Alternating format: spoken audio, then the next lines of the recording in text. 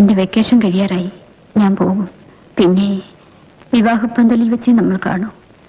ഞാനിപ്പോഴേ എന്റെ മനസ്സും ശരീരവും ചേട്ടനിൽ അർപ്പിച്ചിരിക്കുകയാണ്. രാഗിണിയുടെ കുട്ടനാട്ടി വന്നപ്പോ ഞങ്ങൾ പരിചയപ്പെട്ടു. ഓഹോ, അവളുടെ വിവാഹമാണെന്നറിഞ്ഞു വരികയായിരിക്കും.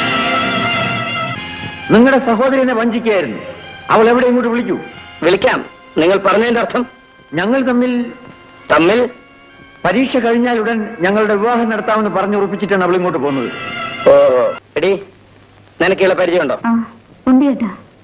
ഇയാൾ പറയുന്നു നീ ഇയാളെ വിവാഹം കഴിക്കാൻ തീരുമാനിച്ചുറപ്പിച്ചിരിക്കുകയാണെന്ന്. ശരിയാണോ? എന്ത്? ഞാനോ?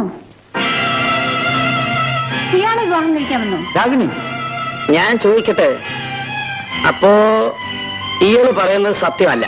അല്ല, ഇയാളെ ഞാൻ ആ പാടത്തും കളത്തിലും ഒക്കെ വെച്ച് കണ്ടിട്ടുള്ളതല്ലാതെ